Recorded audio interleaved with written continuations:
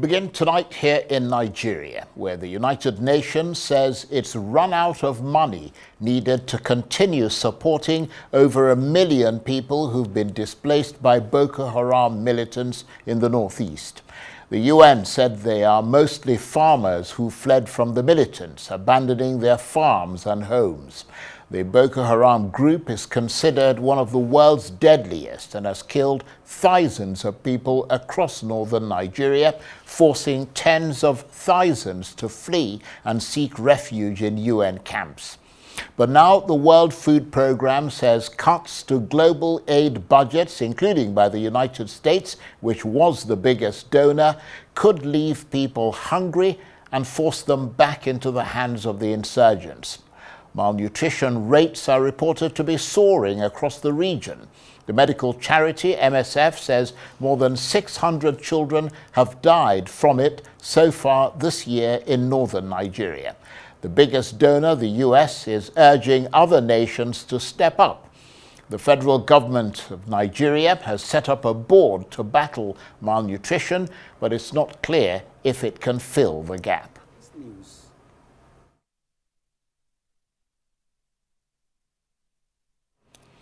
Well, for more on this, I'm joined now on the line from Maiduguri by the head of program at the UN's World Food Programme Trust, Mlambo.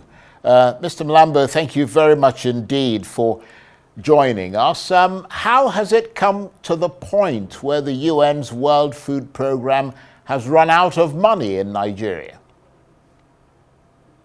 No, thank you very much, and thanks, Charles, for having me. As you know, in Nigeria, we have a serious food insecurity situation where we are having up to 30 million Nigerians who are food insecure. And this situation is particularly dire in the northeast, which is the peak of the concentrated location where we have got the insecurity, where we have got the insurgencies. And as such, WFP has been supporting over 1,300,000 beneficiaries in the camps where people are residing because they have fled in insecurity. So since the start of the year, with generous support and donations from donors, we have managed to be able to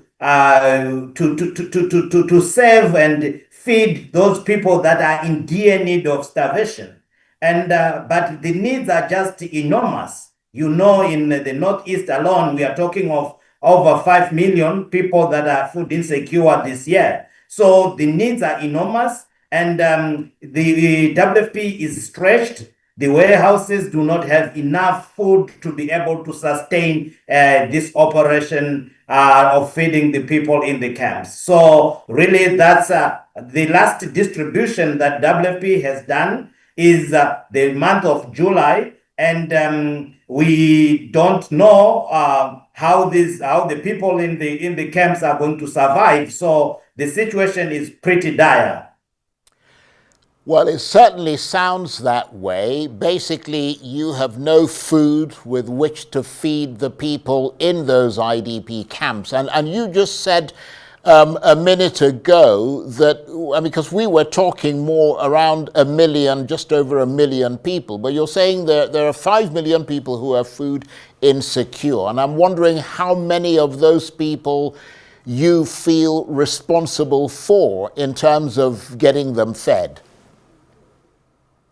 No, the WFP has been doing the whole prioritization of really trying to feed the hungriest of the hungry, and these are really the people that are in the IDP camps, and a few people in the host community that are really in at the border of starvation, and these are the people that WFP has been prioritizing. And this year alone, our plan has been to reach 1.3 million, which we have been reaching in the first half of the year. And this is where we are saying that now that support is grinding to a halt, and we do not have any financial resources to be able to sustain the implementation of our programs until the end of the year. And these are people that are solely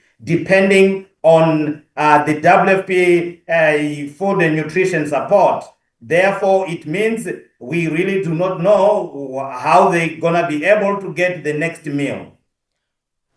Well, that was going to be my next question. I mean, given how bad the situation is that these people are now facing in northern Nigeria, you're there in Maiduguri. What do you reckon is going to happen to them now? No, the situation is pretty dire because I mean over the months whenever there were some slight food shortages, you would see agitation even in those locations.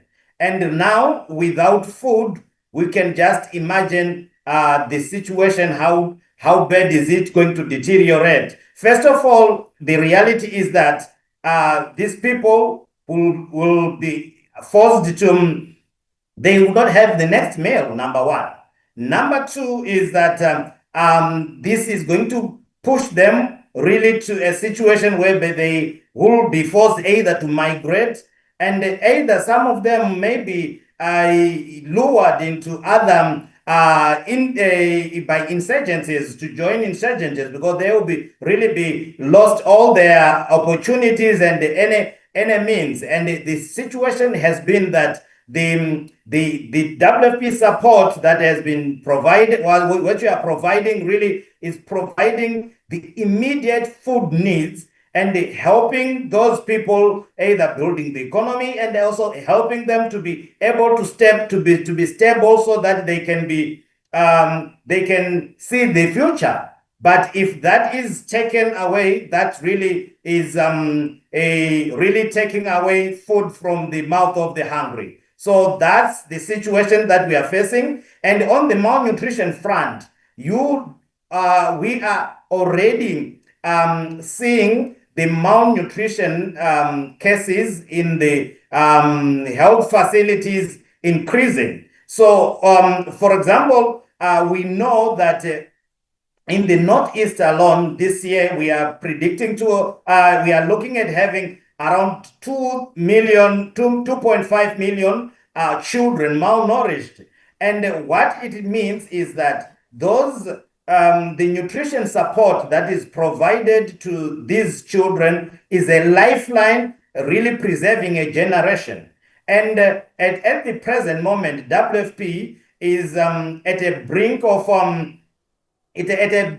closing up to 150 health facilities that we are working and supporting with the government because we don't have the resources. So what it means, the mortality is going to increase, malnutrition cases are going to increase across in the Northeast, particularly in the locations that we are operating. So we'll definitely see a dire situation.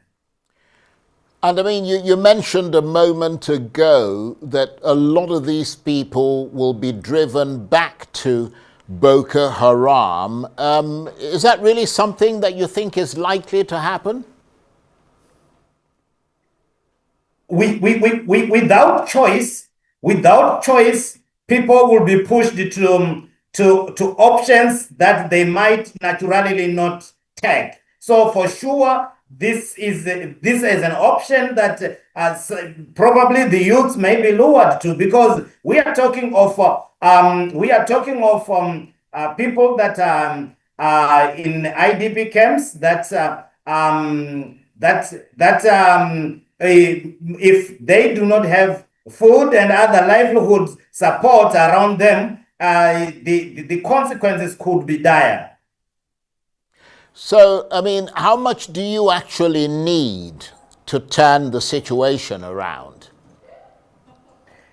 To sustain the operation of our food and nutrition operation in the Northeast, WFP is looking for the generous donation of around $130 million to be able to feed the 1.3 million people that need support in the Northeast. And for how long would that? Up to December. We are talking for the period of now until December. Right. And also considering that this is the peak of the hungriest months. You know, we are at the middle of the lean season, where many more people become food insecure before the next harvest and so it's really a dire situation, and that we need that much to be able to provide the needed life-saving support. Right. So you need roughly $130 million over the next 6 months. I mean, is there the likelihood that with the Americans gone, that money might come from somewhere else, like, for instance, the European Union or the UK? No, I mean, WFP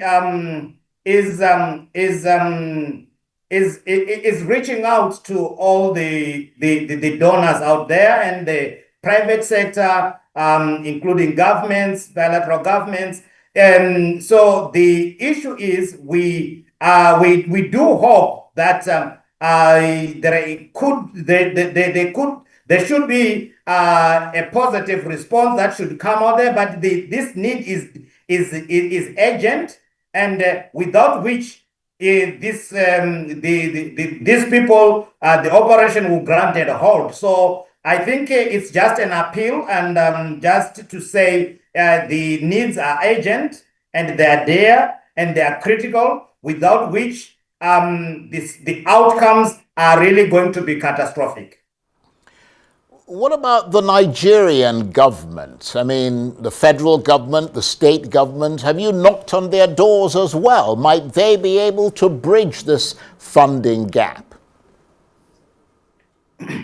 No, WFP continues to engage with the government and to see how we can complement efforts to be able to sustain the operations. And this is a continuous process. And for us, we are saying we are really in need, and hoping that this immediate need can be provided so that we can be able to save lives. So that's really the situation is that this is open to all potential support from the donors, from the government of Nigeria in particular, and everybody.